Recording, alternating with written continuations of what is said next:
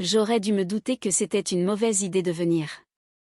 À l'instant même où j'ai franchi la porte d'entrée de mes parents, ma sœur Léa a affiché un sourire moqueur.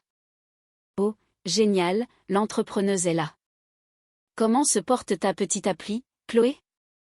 Ça va bien, ai-je répondu calmement en posant la bouteille de vin que j'avais apportée. Mon père en était déjà à son 3e verre de pastis. Il m'a toisé du regard, de haut en bas, notant mon jean et mon pull basique, rien de chic, avant de secouer la tête. Toujours habillée comme une étudiante à 32 ans. Quand vas-tu enfin grandir? Je suis adulte, papa. On ne dirait pas, a-t-il rétorqué avant de désigner le salon où mon beau-frère Julien regardait le match de foot avec mon frère Lucas. Julien vient de passer vice-président chez Microsoft. Lucas enchaîne les gros contrats dans son cabinet d'avocat. Léa est juriste de renom, et toi, tu fais quoi? Tu joues toujours avec tes ordinateurs dans ton appartement. J'ai un bureau, en fait. Ma mère est sortie de la cuisine en s'essuyant les mains sur son tablier. Chloé, ma chérie, on voulait justement t'en parler. Ton père et moi sommes inquiets. Tu as 32 ans. Pas de travail stable, pas de cotisation pour ta retraite. Quel est ton plan pour l'avenir? Et ta mutuelle? J'ai tout ça. Grâce à quoi? Ta petite application? Mon père a éclaté d'un rire qui n'avait rien de gentil. Allez, sois réaliste. Combien gagnes-tu vraiment? J'aurais pu leur dire. J'aurais pu leur dire que ma petite appli avait généré 45 millions d'euros de chiffre d'affaires l'année dernière, que j'employais 340 personnes réparties dans 3 bureaux, et que le magazine Challenge m'avait cité parmi les PDG les plus prometteurs de la cybersécurité. Mais je ne l'ai pas fait, car il y a 7 ans, quand j'ai commencé à créer VigiCyber, mon père avait dit que c'était une perte de temps. Quand j'ai obtenu mon premier tour de table de 2 millions d'euros auprès d'un fonds d'investissement, il m'a dit que je jouais avec de l'argent de Monopoly qui finirait par disparaître. Quand j'ai embauché mon 10e employé, maman m'a demandé quand j'allais devenir sérieuse et chercher un vrai travail. Alors, j'ai arrêté de leur raconter ma vie. J'ai arrêté de les inviter au lancement de produits. J'ai arrêté de mentionner les passages dans les médias. J'ai arrêté d'essayer de me justifier auprès de gens qui avaient déjà décidé que j'étais un échec. Je m'en sors très bien, papa. Très bien? Il a ricané. Tu sais ce que ça veut dire? Ça veut dire que tu joins péniblement les deux bouts. Ça veut dire que tu fais semblant que tout va bien alors que c'est faux. Léa a posé son verre de vin. Chloé, on n'essaie pas d'être méchant. On s'inquiète pour toi. Ça fait quoi, 7 ans que tu es sur ce projet? Et tu vis toujours dans ce petit appartement à Lyon. Tu conduis une vieille Renault qui a 10 ans. Tu ne pars jamais en vacances. J'aime mon appartement. Ma voiture fonctionne. Et je suis occupée. Occupée à jouer, oui. Mon père a ajouté, c'est ça le problème. Tu es tellement occupé à faire semblant de diriger une boîte que tu ne vois plus la réalité. Ton appli n'est pas réel. C'est un passe-temps qui a dégénéré. Lucas est arrivé avec une bière à la main. Qu'est-ce que j'ai raté? On parlait juste de l'empire imaginaire de Chloé, a dit papa, et tout le monde a ri. Tout le monde sauf Julien.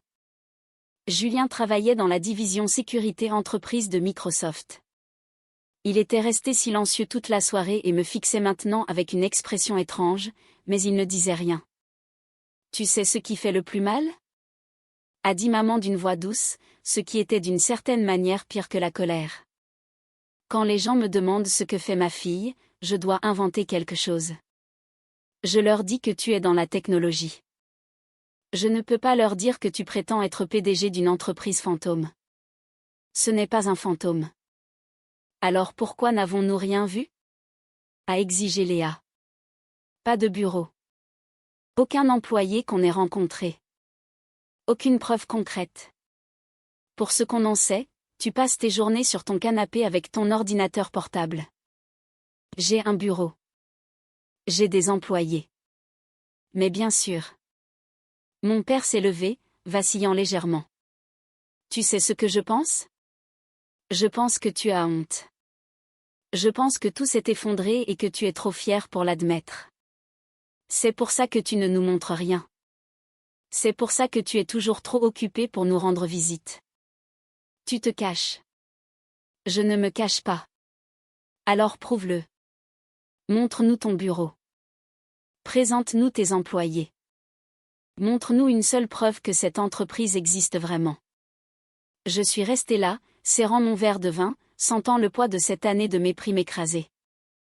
J'aurais pu sortir mon téléphone, leur montrer l'article des Échos d'il y a 3 mois sur la croissance explosive de Vigicyber, leur montrer mon profil LinkedIn avec 47 000 abonnés, leur montrer n'importe quoi. Mais j'étais fatigué. Je n'ai rien à vous prouver. Parce que tu ne peux pas, a lancé Lucas. Allez, Chloé. Admets-le. Ton truc d'appli n'a pas marché. Ce n'est pas de ta faute. La plupart des startups échouent, mais tu dois passer à autre chose. Trouve un vrai job. C'est embarrassant de te voir t'accrocher à ce fantasme. Ma carrière n'est pas un fantasme. Arrête ton cinéma, ma fille. Mon père a ri, comme s'il venait de sortir une punchline. C'est ce que tu as besoin d'entendre. Arrête de jouer. Arrête de faire semblant. Arrête de gâcher ta vie pour quelque chose qui n'est pas réel. Ton appli n'existe pas, a ajouté maman. Et plus vite tu l'accepteras, plus vite tu pourras construire une vraie carrière. J'ai regardé autour de moi, mon père, éméché et méprisant, ma mère, embarrassée par mon existence, mon frère et ma sœur, souriant comme s'ils venaient de gagner une bataille, et Julien, qui n'avait toujours pas dit un mot, m'observant avec cet air indéchiffrable. Je m'en vais. Oh, ne fais pas ton intéressante, a dit Léa. On est juste honnête avec toi. Vous êtes cruel. Nous sommes réalistes, a corrigé mon père. Quelqu'un doit bien te dire la vérité. Ton appli n'est pas réel. Ton entreprise n'existe pas et il est temps d'arrêter de vivre dans un conte de fées pour rejoindre le monde réel. J'ai posé mon verre très soigneusement. Bon dimanche à tous. Je suis sortie. Derrière moi, j'ai entendu maman dire, elle est si sensible. On essaie juste de l'aider. Je suis montée dans ma vieille Renault de 10 ans, entièrement payée, même s'il l'ignorait. Je suis rentrée dans mon appartement à Lyon, celui que je gardais parce que j'aimais le quartier et que je ne voyais aucune raison de déménager. Un appartement qui coûtait 2 400 € par mois, mais qui aurait pu en coûter 10 000 sans que je ne sourcille. Je n'ai pas pleuré. J'avais arrêté de pleurer à cause de ma famille il y a 3 ans. À la place, j'ai appelé ma directrice financière, Jennifer. Comment s'est passé ton déjeuner? A-t-elle demandé.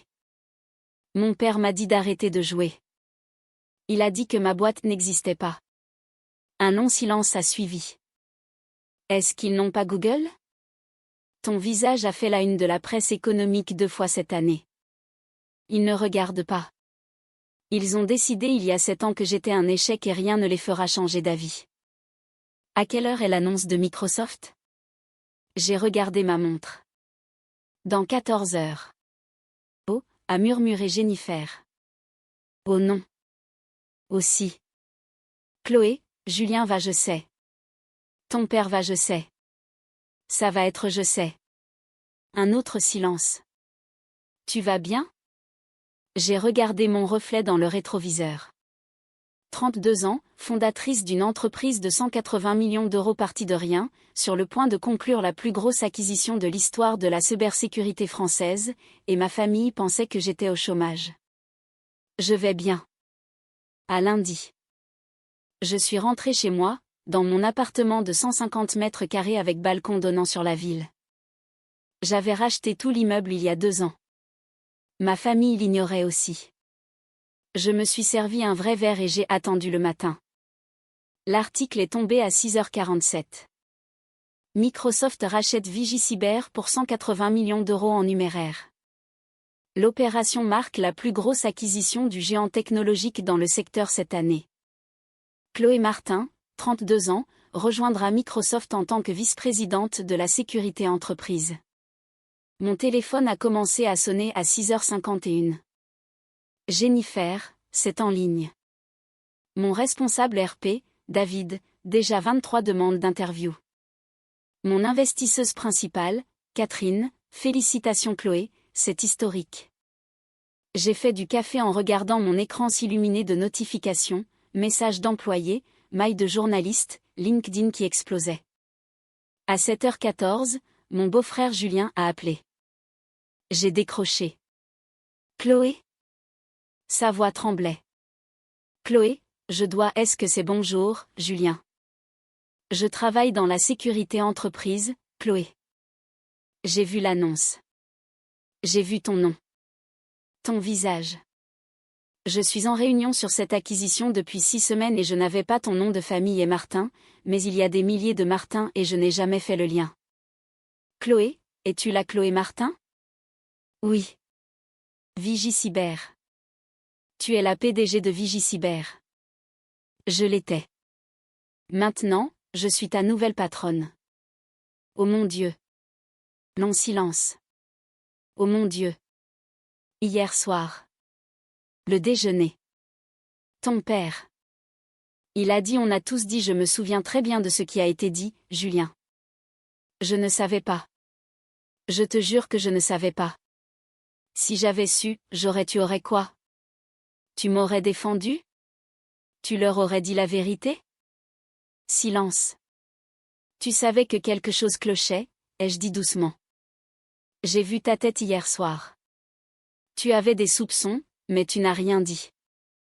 Je n'étais pas sûre. Je pensais que c'était possible, mais ta famille était tellement certaine que tu étais un échec, au chômage, en train de jouer. Je suis tellement désolée. Est-ce que tu appelles pour t'excuser ou pour me prévenir?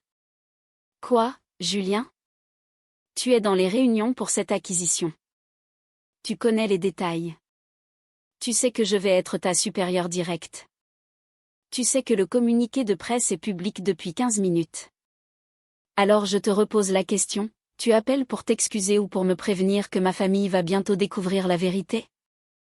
Il a repris son souffle. J'ai appelé ton père il y a 10 minutes. Il ne répond pas. Ta mère non plus. Chloé, quand ils vont voir ça je sais. Ton père a dit que ton appli n'était pas réel. Il a dit que tu faisais semblant. Il t'a dit de trouver un vrai travail. C'est ce qu'il a fait. C'est une acquisition à 180 millions. En effet.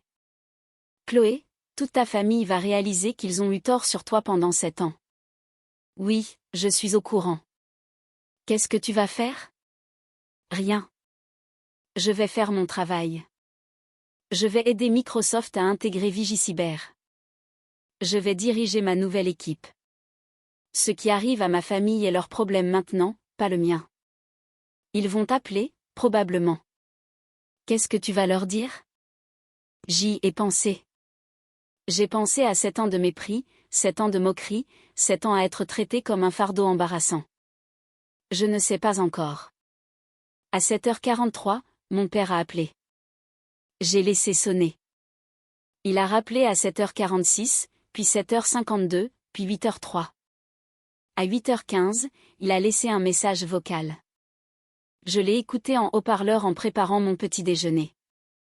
Chloé, je viens de rappelle-moi tout de suite. Rappelle-moi immédiatement. Ma mère a appelé à 8h21. Je n'ai pas répondu. Léa a appelé à 8h34. Lucas à 8h47. À 9h, j'avais 17 appels manqués et 12 messages vocaux. Je les ai écoutés en mangeant. Maman, Chloé, ma chérie, j'ai vu les infos. Est-ce que c'est vrai? Rappelle-moi. Léa, putain Chloé. Putain. Rappelle-moi tout de suite. Lucas, ok, alors apparemment tu es multimillionnaire. C'est quoi ce bordel? Rappelle-moi. Papa, encore, Chloé-Marie Martin, décroche ce téléphone. On doit parler. De ce que j'ai dit hier soir. Je ne rappelle-moi. Julien, ton père devient fou. Ta mère pleure. Léa fait une crise de nerfs.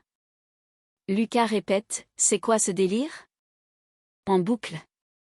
Chloé, s'il te plaît, rappelle-les. J'ai tout supprimé et je suis allée courir. Le groupe WhatsApp de la famille avait explosé. J'ai fait défiler les messages pendant ma marche de récupération. Papa, 7h51, Chloé, appelle-moi. Maman, 7h53, Chloé, s'il te plaît, appelle-nous immédiatement. Léa, 8h02, Chloé, c'est quoi ce bordel sérieusement? Lucas, 8h15, tu as vraiment vendu ta boîte à Microsoft pour 180 millions? Léa, 8h17, le journal dit que tu deviens vice-présidente. Léa, 8h18, Challenge t'appelle l'étoile montante de la tech. Lucas, 8h19, il y a des articles sur toi partout. Lucas, 8h20, mais genre, vraiment beaucoup d'articles. Maman, 8h23, ma puce, on doit discuter de tout ça. Papa, 8h34, Chloé, ce n'est pas drôle. Réponds au téléphone. Léa, 8h41, je viens de trouver ton LinkedIn. 47 000 abonnés. Léa, 8h42, tu es passé sur BFM Business. Lucas, 8h45, il y a un article d'il y a 6 mois qui dit que tu es une visionnaire de la cybersécurité. Julien, 8h51, elle ne répond à personne. Papa, 9h03, Chloé Marie, rappelle-moi maintenant. Maman, 9h07, on est tous très troublés et on a besoin de te parler. Léa, 9h12, attendez, c'est elle qui a créé VigiCyber? Elle n'était pas juste employée là-bas? Lucas, 9h15, elle l'a fondée il y a 7 ans. Lucas, 9h16, elle a été la patronne tout ce temps. Léa, 9h18, donc quand on se moquait de ça, petite appli, Lucas, 9h19, c'était une boîte à 180 millions d'euros. Julien, 9h24, je suis en réunion sur VigiCyber depuis des semaines. C'est la plateforme la plus sophistiquée du secteur. Tout le monde chez Microsoft est surexcité par ce rachat. Papa, 9h31, Julien, pourquoi tu ne nous as rien dit? Julien, 9h33, je ne savais pas que c'était la boîte de Chloé. Elle ne nous a jamais donné le nom. Vous étiez tellement persuadé qu'elle échouait que je n'ai jamais fait le rapprochement. Maman, 9h41, Chloé, s'il te plaît, rappelle-nous. On doit comprendre ce qui se passe. Papa, 9h52, on arrive à Lyon. J'ai fixé ce dernier message pendant un long moment. Puis j'ai tapé, ne venez pas. Le chat est resté silencieux pendant 30 secondes. Papa, 9h54, comment ça, ne venez pas? Moi, 9h55, je veux dire, ne venez pas à Lyon. Je ne veux pas vous voir. Maman, 9h56, Chloé, tu n'es pas raisonnable. Moi, 9h56, ah bon? Léa, 9h57, Chloé, on ne savait pas. Moi, 9h57, vous n'avez jamais demandé. Lucas, 9h58, tu ne nous as jamais rien dit. Moi, 9h59, j'ai arrêté de vous dire quoi que ce soit il y a 3 ans, quand vous m'avez fait comprendre que j'étais un raté à vos yeux. Vous vous souvenez de l'anniversaire de Léa, quand vous m'avez présenté à vos amis comme « ma sœur qui cherche encore sa voix ». Léa, 10h01, je ne le pensais pas comme ça. Moi, 10h02, ou le dîner pour la promotion de Lucas, quand vous avez dit à tout le monde que j'étais entre 2 jobs. Lucas, 10h03, tu ne m'as jamais corrigé. Moi, 10h04, parce que vous aviez déjà décidé qui j'étais et rien de ce que j'aurais pu dire n'aurait changé votre avis. Papa, 10h06, Chloé, on a fait une erreur. On est désolé, mais tu dois comprendre moi, 10h07, comprendre quoi? Que vous avez passé 7 ans à vous moquer de moi? À dire que ma boîte était fictive? À me dire d'arrêter de faire semblant? À dire aux amis de maman que j'étais au chômage? À me demander quand j'aurais un vrai travail? Maman, 10h09, on pensait t'aider. Moi, 10h10, en me traitant de honte pour la famille? C'est ça, aider? Papa, 10h12, je n'ai jamais dit ça. Moi, 10h13, hier soir encore, quand les gens me demandent ce que fait ma fille, je dois inventer quelque chose. C'était tes mots, maman. Moi, 10h14, ton appli n'est pas réelle. Tes mots, Papa. Moi, 10h15, arrête de jouer à la patronne. Toi aussi, papa. Papa, 10h18, j'ai eu tort. Je l'admets. Je suis désolé. Moi, 10h19, tu es désolé d'avoir eu tort. Pas d'avoir été cruel. Léa, 10h21, Chloé, s'il te plaît. On veut fêter ça avec toi. C'est incroyable. Tu devrais être heureuse. Moi, 10h22, je suis heureuse. Je fête ça avec les gens qui ont cru en moi. Mon équipe, mes investisseurs, mes amis. Des gens qui n'ont pas eu besoin d'un article dans la presse pour penser que j'avais de la valeur. Lucas, 10h25, ce n'est pas juste. Moi, 10h26, ah non? Julien, 10h28, Chloé, je sais que je n'ai pas le droit de dire ça, mais ta famille t'aime. Ils ont fait une erreur. Une énorme erreur, mais ils essaient de se rattraper. Moi, 10h31, Julien, tu rejoins bien la division sécurité de Microsoft, c'est ça? Julien, 10h32, oui. Moi, 10h33, je suis ta nouvelle boss. Nous allons travailler ensemble. J'ai hâte. Tu es talentueux et je respecte ton travail. Julien, 10h35, merci.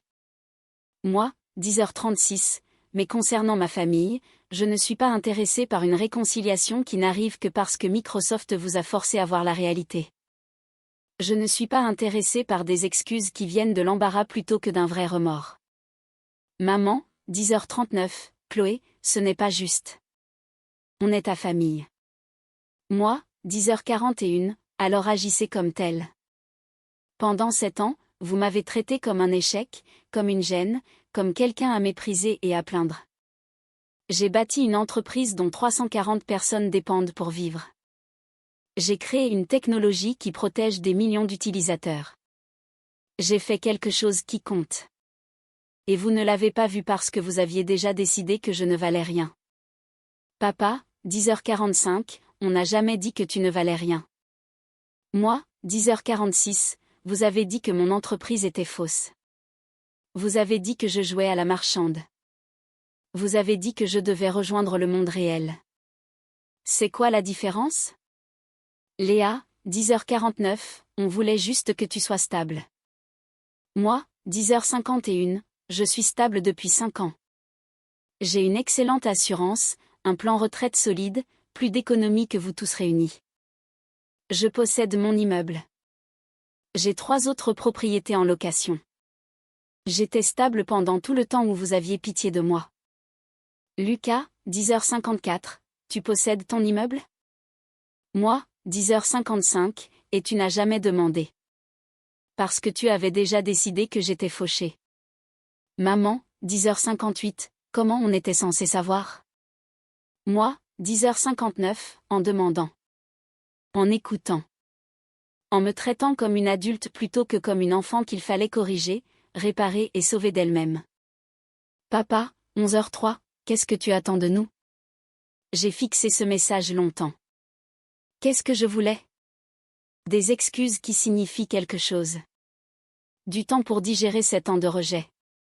De l'espace pour savourer mon succès sans qu'ils essaient de s'en attribuer le mérite ou de participer à une fête qu'ils n'ont pas gagnée. Moi, 11h12, je veux que vous compreniez que les actes ont des conséquences. Vous avez passé 7 ans à me faire sentir petite, à me faire douter de moi, à me donner l'impression que je devais prouver ma valeur à ma propre famille. Et le pire, c'est que j'ai failli vous croire. Il y a 3 ans, j'ai fait une crise de panique avant une présentation majeure parce que la voix de papa dans ma tête répétait « Ton appli n'est pas réelle ». J'ai dû aller en thérapie pour réparer les dégâts que vous avez causés. Maman, 11h15, oh, ma chérie moi, 11h16, ne fais pas ça. Pas de « ma chérie », maintenant que vous savez que j'ai réussi. Où était cette tendresse quand j'en avais besoin? Quand je travaillais 90 heures par semaine pour construire quelque chose de vrai? Quand j'avais peur, que j'étais épuisée et que je me battais pour garder ma boîte en vie, vous n'étiez pas là. Vous étiez trop occupée à avoir honte de moi. Léa, 11h19, on t'aime. Moi, 11h20, vous aimez l'image de moi qui correspond à vos attentes. La Chloé qui vous rend fière. Mais vous n'avez pas aimé la Chloé qui construisait. La Chloé qui avait peur et qui doutait mais qui essayait quand même. Cette Chloé-là vous embarrassait. Papa, 11h24, ce n'est pas vrai.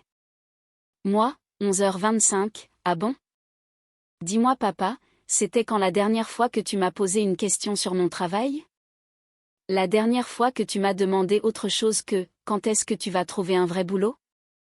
Pas de réponse. Moi, 11h29, c'est bien ce que je pensais. Julien, 11h32, Chloé, qu'est-ce qu'ils peuvent faire? Qu'est-ce qui pourrait arranger les choses? Moi, 11h35, rien. C'est ça le point. Certaines choses ne se réparent pas avec des excuses. Certains dégâts sont permanents. On ne peut pas passer 7 ans à dire à quelqu'un qu'il est un raté et s'attendre à ce qu'il pardonne à l'instant où on réalise qu'on s'est trompé. Lucas, 11h39, donc c'est fini? Tu nous tires un trait dessus? Moi, 11h41, je n'en sais rien. J'ai besoin de temps. J'ai besoin d'espace. J'ai besoin de digérer le fait que ma propre famille pensait si peu de moi qu'il a fallu une annonce officielle de Microsoft pour qu'il change d'avis. Maman, 11h44, s'il te plaît, ne nous rejette pas. Moi, 11h46, c'est vous qui m'avez rejeté en premier. Pendant 7 ans. Maintenant, vous savez ce que ça fait. J'ai mis le groupe en sourdine et j'ai rangé mon téléphone. La couverture médiatique était incessante. Challenge a fait un portrait, comment Chloé Martin a bâti Vigicyber dans le silence. Les Échos ont publié, la PDG qui n'avait pas besoin de validation. BFM m'a interviewé sur l'acquisition et le journaliste m'a interrogé sur ma famille. J'ai souri poliment et répondu, je préfère garder ma vie privée. Ma famille a continué d'appeler. Je n'ai pas répondu. À la place, je me suis plongé dans la transition avec Microsoft, réunion avec l'équipe de direction, planification de l'intégration pour mes 340 employés, session stratégique. Julien était professionnel et respectueux. Il n'a jamais reparlé du déjeuner. Il travaillait dur, apportait de bonnes idées et me traitait avec la déférence que ma position méritait. 2 semaines après l'annonce, il m'a intercepté après une réunion. Chloé, je peux te parler? Pas comme collègue, mais comme famille. Nous ne sommes pas de la famille, Julien. Tu es marié à ma sœur. Ce n'est pas la même chose. C'est juste. Je peux te parler quand même? J'ai soupiré. 5 minutes. Nous sommes allés au café en bas des bureaux de Microsoft à Lyon. Julien a pris 2 lattes. Nous nous sommes assis dans un coin. Ta famille s'effondre, a-t-il dit doucement. Ce n'est pas mon problème. Léa pleure tous les soirs. Elle est convaincue qu'elle t'a perdu pour toujours. Tes parents se disputent constamment, se rejetant la faute pour ce qui s'est passé. Lucas m'appelle sans cesse pour savoir comment réparer ça. Et tu penses que je devrais les aider? Je pense que tu devrais savoir l'impact que ça a. Julien, est-ce que tu sais quel impact ILS ont eu sur moi? Tu sais combien de séances de thérapie j'ai dû faire pour digérer la façon dont ma propre famille m'a traité? Tu sais ce que ça fait de construire quelque chose d'extraordinaire pendant que tes parents racontent à tout le monde que tu es au chômage? Non, je ne sais pas. Et je ne les défends pas. Ce qu'ils ont fait était cruel et injuste. Mais Chloé, ils sont anéantis. Ils savent qu'ils ont fait une erreur. Ils ont honte. Ce n'est pas la même chose. Il a hoché la tête lentement. Tu as raison. Mais pour ce que ça vaut, je pense que Léa a vraiment compris ce qu'elle a fait. Elle m'a montré des SMS d'il y a 3 ans où elle t'appelait « la honte de la famille ». Elle est mortifiée. Elle devrait l'être. Elle l'est. Elle a commencé une thérapie elle aussi. Elle essaie de comprendre pourquoi elle a été si cruelle envers quelqu'un qu'elle aime. J'ai remué mon café sans rien dire. Je ne te demande pas de leur pardonner, a dit Julien. Je ne te demande pas de te réconcilier. Je te demande juste de savoir qu'ils essaient, à leur manière maladroite. Ils essaient. Ils essaient de se sentir moins coupables, probablement. Sûrement, mais ils essaient aussi de comprendre. Ton père a lu chaque article sur toi. Ta mère a acheté un livre sur les femmes dans la tech. Lucas s'est inscrit à un cours en ligne sur la cybersécurité. Ils essaient de comprendre ce qu'ils ont raté. 7 ans trop tard. Oui, mais mieux vaut tard que jamais. Je l'ai regardé. Tu étais là dimanche dernier et tu les as regardés se moquer de moi. Tu n'as rien dit. Pourquoi? Il a tressailli. Parce que je suis un lâche. Parce que je voulais les croire. Parce que c'était plus facile que de tenir tête à ton père. Parce que je n'étais pas sûre à 100% et que je ne voulais pas avoir l'air stupide si je me trompais. Choisis la raison. Elles sont toutes vraies et toutes pathétiques. Au moins, tu es honnête. J'essaie d'être meilleure. Léa essaie d'être meilleure. Toute ta famille essaie d'être meilleure. Mais ils ne pourront pas y arriver si tu ne les laisses pas essayer, tôt ou tard. Plus tard, ai-je dit. Pas maintenant. Quand? Je ne sais pas. Quand je serai prête. Quand j'aurai fini de digérer tout ça. Quand je pourrai les regarder sans sentir 7 ans de mépris m'écraser la poitrine. Quand leurs excuses viendront d'un vrai remords et non de l'embarras. Quand je croirai qu'ils ont vraiment changé. Julien a hoché la tête. C'est juste. Est-ce que ça l'est? Parce que je n'en ai pas l'impression. J'ai l'impression d'être puni pour leurs erreurs. Comme si je devais faire l'effort de pardonner alors que ce sont eux qui m'ont blessé. Tu n'es pas obligé de pardonner. Alors pourquoi es-tu là? Parce que je tiens à toi. Parce que tu es brillante et talentueuse et que tu mérites mieux que ce que ta famille t'a donné. Et parce que je pense que tu as raison de prendre ton temps, mais je pense aussi que tu devrais savoir qu'ils font des efforts. J'ai fini mon latte. Merci pour le café, Julien. On se voit à la réunion d'intégration demain. Chloé, les 5 minutes sont écoulées. Il a hoché la tête et est parti. Je suis restée là encore 20 minutes à fixer mon téléphone. 43 messages non lus de ma famille. J'en ai ouvert un de Léa. Chloé, j'ai trouvé une vidéo de toi faisant une conférence sur la sécurité il y a 2 ans. Tu étais brillante, confiante, drôle, tout ce que je n'ai jamais vu parce que j'étais trop occupée à te juger. Je suis tellement désolée de ne pas avoir cherché à voir cette facette de toi. Je suis tellement désolée d'avoir décidé qui tu étais au lieu d'apprendre qui tu étais devenu. Je t'aime. Je suis fière de toi, et je comprendrai si tu ne veux plus jamais me parler. J'ai refermé le message sans répondre. L'intégration Microsoft s'est terminée avec succès. La technologie de VigiCyber protégeait désormais 200 000 entreprises dans le monde. Mon équipe s'épanouissait. Ma carrière était exactement là où je le voulais. Ma famille continuait d'envoyer des messages. Pas tous les jours, plus de supplications. Juste de petits mots de soutien. Maman, je t'ai vue aux infos ce soir, tu étais merveilleuse. Papa, j'ai lu ton interview dans les Échos, je suis impressionnée. Léa, ton équipe a posté qu'ils avaient gagné un prix, félicitations. Lucas, j'ai trouvé un article sur l'impact de VigiCyber dans la santé, tu sauves des vies, c'est incroyable. Je n'ai répondu à presque aucun d'entre eux, mais je les ai lus. Et lentement, très lentement, la colère a commencé à s'estomper. Pas de pardon, pas encore. Peut-être jamais. Mais quelque chose de plus doux est apparu, une sorte de compréhension. Ils avaient eu tort, ils avaient été cruels, méprisants, bornés. Mais ils étaient aussi humains, imparfaits, capables d'évoluer, et peut-être, un jour, dignes d'une seconde chance. Mais pas aujourd'hui. Aujourd'hui, j'avais une entreprise à diriger, une équipe à mener, une carrière à construire.